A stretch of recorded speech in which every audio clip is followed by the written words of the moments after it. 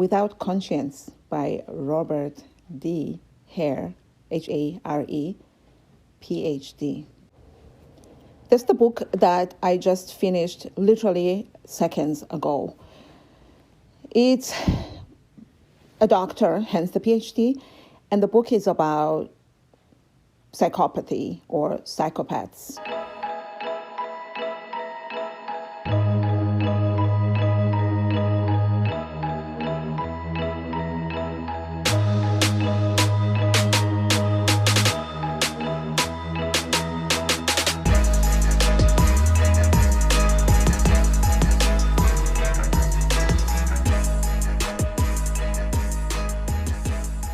Hey everybody, my name is Babala Brooke. I'm your host here on Babbling Brooke podcast.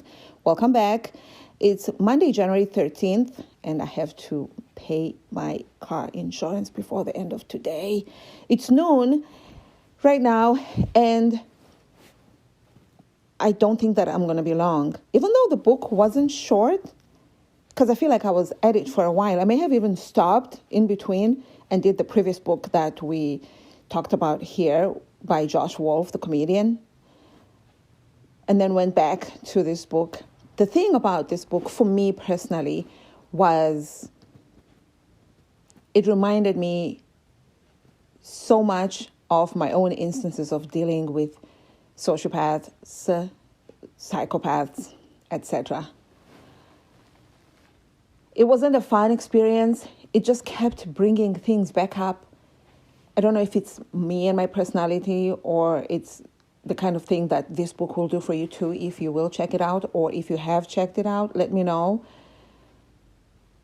Of course, when you read these kinds of books about personality disorders, if I can use that term or phrase,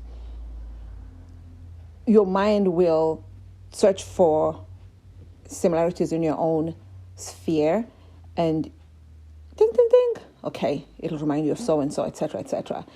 Certain parts of this reminded me of my time with a person I was in a relationship with, 100% diagnosed by myself, psychopath. And I know I'm right. And then it took me, unfortunately, to this one incident that I don't want to think about, I try not to, of an experience that I don't understand. And I don't know if I hope I ever will at some point, or I just want to not think about it ever again. I don't want it to keep coming back up. I want to just be void of that memory if I can help it. And this freaking book kept bringing back that up. It was a scam situation. Maybe we'll talk about it at some point. I just don't know if anyone else will relate.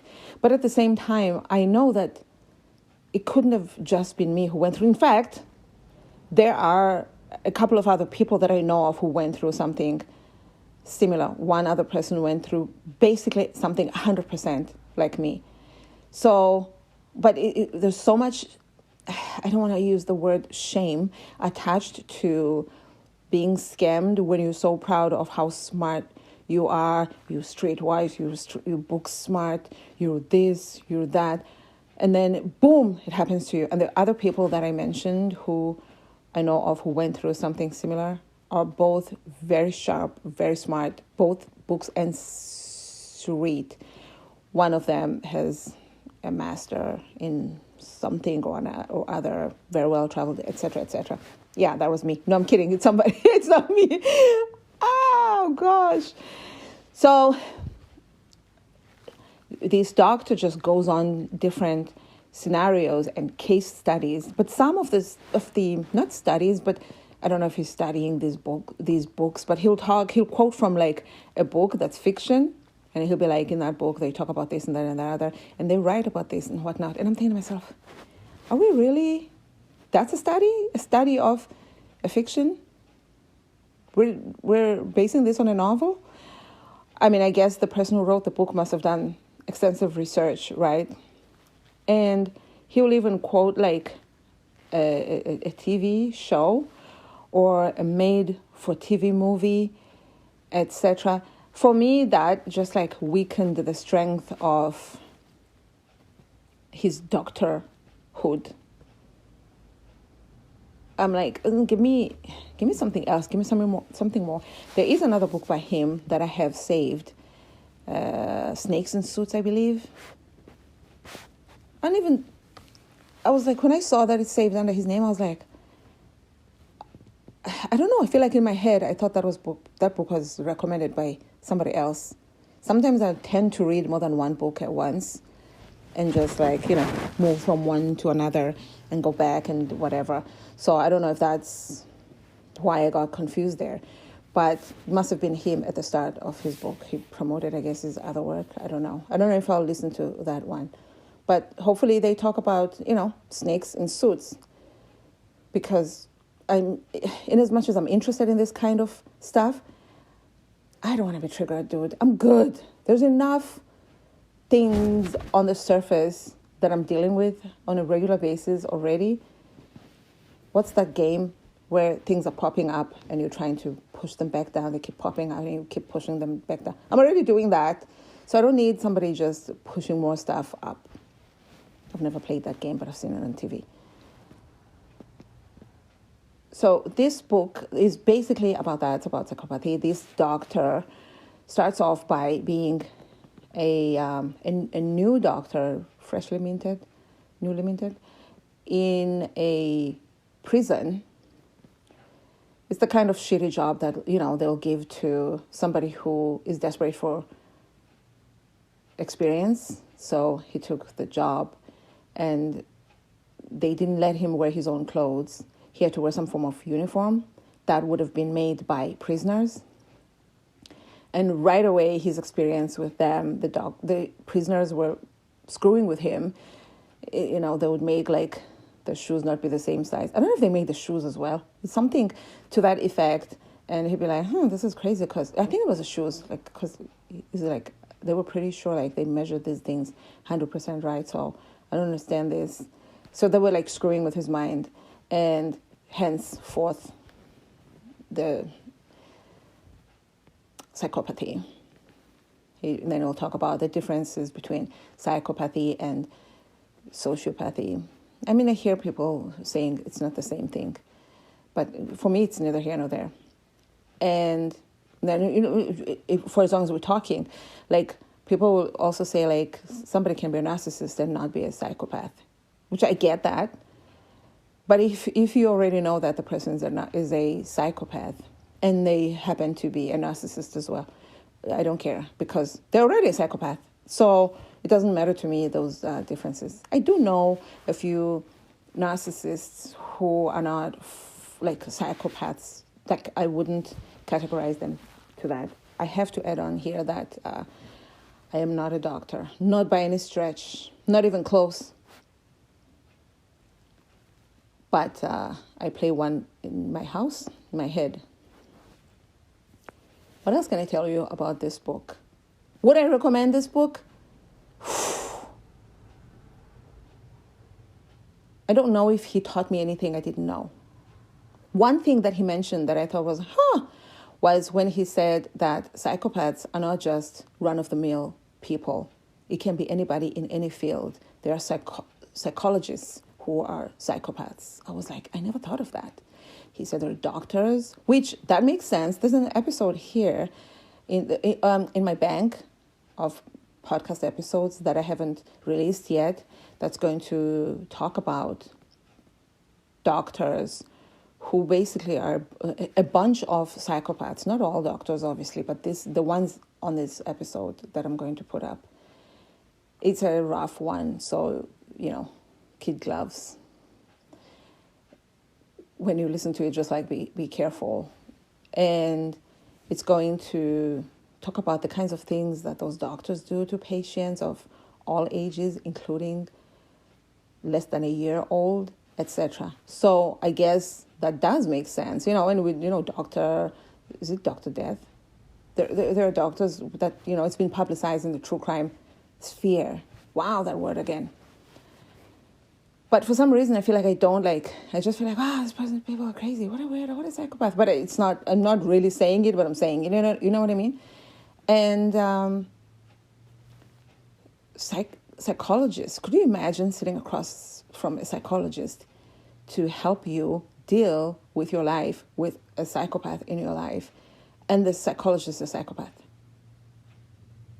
Like, that is, and it's the kind of thing that would happen, because there are certain people who are victims of a certain thing in their life, and it'll happen to them more than once, and you'll be like, what are the chances? No, it's not that odd. And maybe chances of it not happening are what's odd for some reason. I would give you a crazy example now, but I don't want to traumatize you. Let's keep this as light as we can. We're about to wrap it up anyway. What else can I tell you about this freaking book? But yeah, I did. I found that interesting. It made me feel like, have I ever interacted with any psychologists? Did I ever think any of them were cool? And then I'm starting to think about some of the people that I know in my life, not necessarily psychologists, that I never thought are psychopathic. I never even thought are narcissistic, but I'm like, You start to question everything because of the way that he explains certain behaviors. And you're like, well, this is reminding me of so-and-so who I never suspected of anything. No, I didn't end up analyzing and diagnosing anybody in my life. I knew. Everybody is still holding the positions that they had before I started reading this book. So yeah, I would recommend it. I was going to say 50%. Then I was going to say 75%. Yeah, I would recommend it because your takeaway from it might be better than mine, especially if you're into like true crime, because it's like kind of like that. So yeah, check it out. Without Conscience by Dr. Hare. If I can just go back to, what was the first name? Robert D. Hare. It's the third book I finished this year by January 13th. I'm very proud of myself. We'll see, I'm not putting pressure on myself like, oh, you have to make sure that you blah, blah, blah. We'll just take it easy. The next book that I'm going to do, I haven't completely decided yet, but I kind of have an idea. It's going to be an easy, probably some kind of Bravo lab, as in Bravo celebrity, for those who may not know. It's probably going to be something like that. It's supposed to be fluff, nothing serious. I try to do the same thing with my TV shows as well. Try to do something heavy and maybe something light. But sometimes it's just too heavy, nonstop. It does help numb the brain from what's going on in your life, because you're just like, whoa, I can't believe this person went through that, instead of thinking of yourself and being like, can't believe I am going through this right now, At Babala Brook on all socials. The podcast Facebook group is Babbling Brook Podcast. Please join us there. I want to hear about the psychopaths in your life, or the sociopaths, narcissists, and everything in between. And we're on Patreon, by the way, if you want to join us there. I post unedited. I know it may not sound like these episodes here on the free show are edited, but they are, and I put a lot of work into it.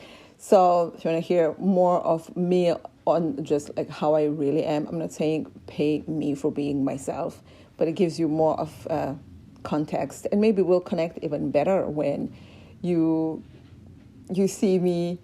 What is it? Something and all. What's and all?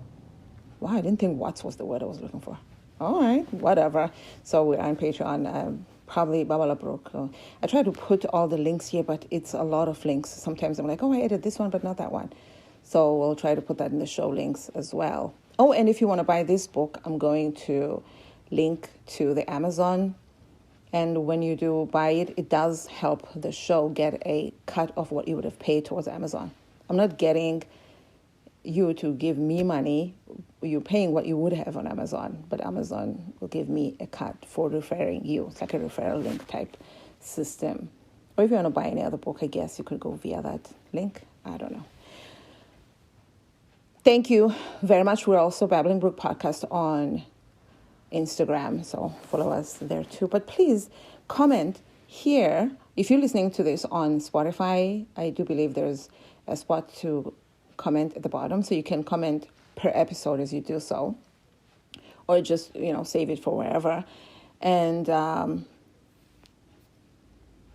I'd like to hear from you. If you share the show, that will really, really help us with regards to growth and outreach, especially because this is a very mental health heavy show. It's meant to help others and to bring awareness. Thank you, thank you, thank you.